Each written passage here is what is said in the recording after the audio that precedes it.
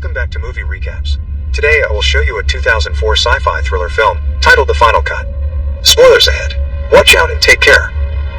Alan Hickman is a young boy visiting another town with his parents when he comes across a fellow child called Louis Hunt, who is constantly cleaning his glasses with his shirt and playing with his necklace.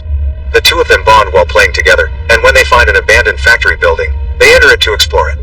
After Alan crosses a wooden plank suspended high above the ground, he goads Louis into doing the same, ignoring how scared he is. Louis follows him but only makes it halfway before he loses confidence and falls, trying to hold on to the edge for some seconds before hitting the ground. Alan finds Louis' necklace stuck on a nail and takes it before going down to check on Louis, who obviously is dead, lying on a pool of his own blood. Crying and terrified, Alan runs away after scraping the blood off his shoes. He leaves the town with his parents some hours later, not having told anyone about what happened.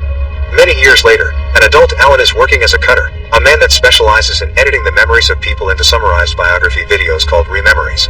The footage comes from something called the Zoe implant. They put them in you as a baby and record your entire life.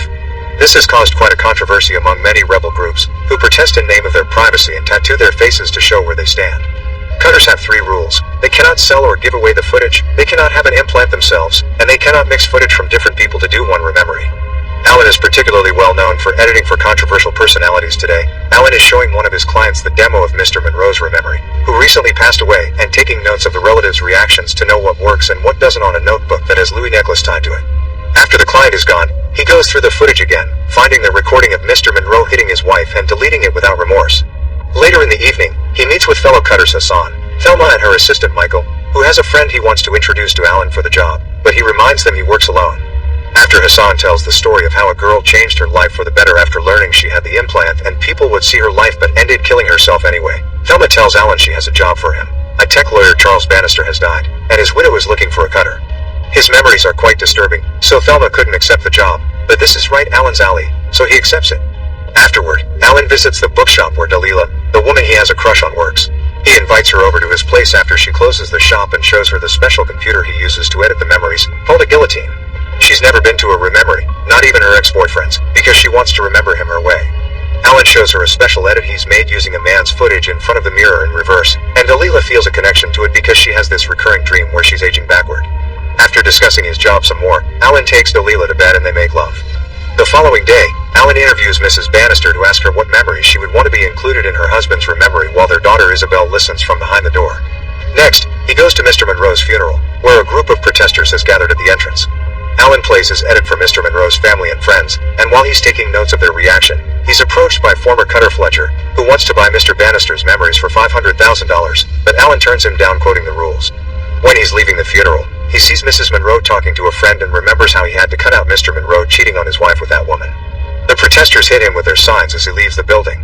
After picking up Mr. Bannister's memories from the iTech company, he puts it on the computer to sort while he researches the man's life through photographs, news articles, and his own notes.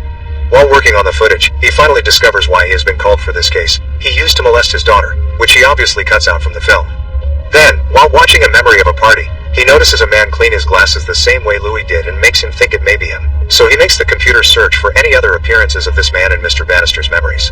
Then, he goes to see Dalila to tell her about this discovery, but she's angry with him because he hasn't called her since they shared a night together. She thinks he spends too much time with the guillotine and that has screwed his way to see life, so he leaves without telling her anything. Afterward, Alan goes to see Thelma. It's Michael who opens the door for him, showing he's been beaten up by protesters, and Thelma sends him away so they can talk privately. Alan tells her about Fletcher's visit, and Thelma in return tells him what happened to him. Fletcher's sister's son died and she got obsessed with watching his rememory over and over and wouldn't talk to anyone. Shortly after that, Fletcher quit. There are rumors that the anti-implant movement is led by a former cutter, and Thelma admits she wouldn't be surprised if it was Fletcher.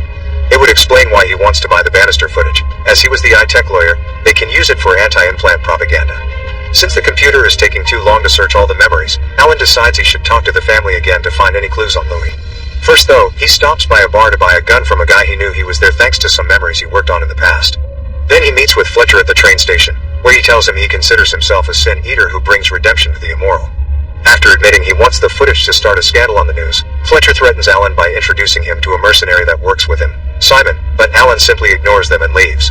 Using the excuse of research for the rememory, Alan visits Mrs. Bannister again to ask her some questions, slowly leading to asking about Louis. She has no idea what he's talking about, so he tries with Isabel next. She doesn't want to talk about her father, But after Alan bonds with her by telling her he lost both his parents when he was a child, Isabel accepts to tell him about the man he's looking for. It was indeed Louis Hunt, a teacher of hers who died in a car accident a year ago.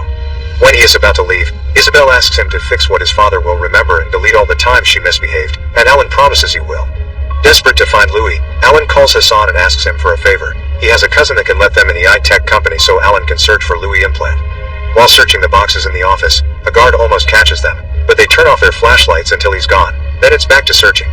Sadly, Louis didn't have an implant, but Alan makes an even bigger discovery. He has a Zoe implant, and he never knew about it because his parents died before they told him. Since the recommended age to tell your kids this is 21.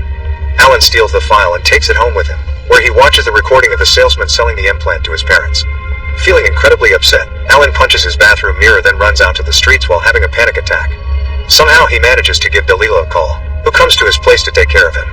They spend the evening watching footage he never showed anyone before. They're images from defective implants that can't tell the difference between what the eyes see and what the mind sees, so it records daydreams and hallucinations.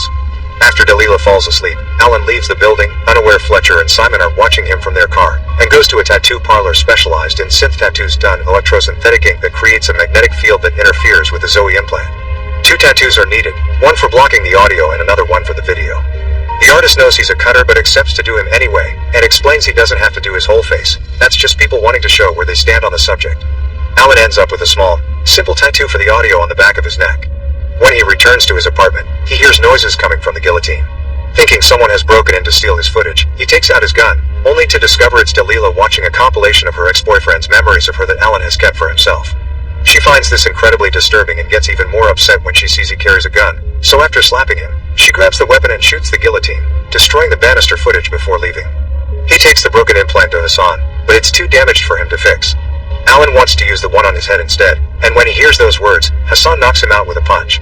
When he wakes up, Thelma is there too, and both she and Hassan are furious with Alan for having brought an implant to their workplaces, which breaks the code and could get them in big trouble. Alan explains he didn't know he had it until recently and wants Hassan to access it while he is still alive like he did with a client before. Hassan explains it's incredibly dangerous and his client never recovered, staying as a blank for the rest of her life, but he ends up accepting anyway when he realizes Alan will do it with or without them. At least with their help, he can still be alive by the end. They put a condition though, he can never cut again after this, and Alan accepts. They connect Alan's head to a computer, which won't record anything, it will just allow him to watch, and he only has 5 minutes before it gets too risky.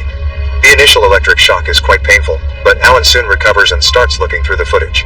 After stopping for some seconds to see a memory of his parents' funeral, his first kiss, and another one of himself in the mirror, Alan finally goes back to the day he met Louis and is shocked to see how much his memory has changed through the years. After goading Louis, he tried to stop him when he noticed it was too dangerous, and what he stepped on later hadn't been blood, it was just paint.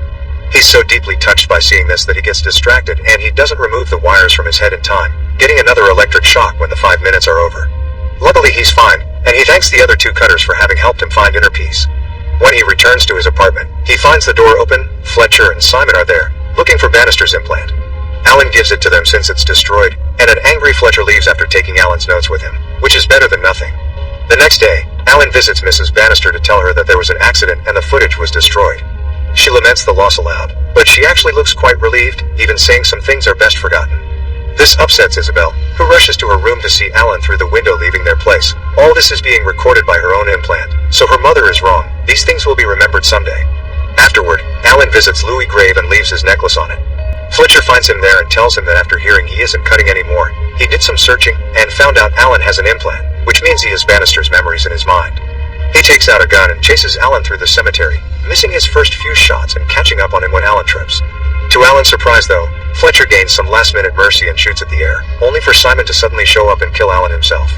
Some days later, Fletcher is wearing Louis' necklace while watching Alan's implant footage, searching for Bannister's dirty details, as he promises Alan he is doing this for the greater good. Make sure to subscribe and turn on notifications so you can watch more videos like this. Thanks for watching.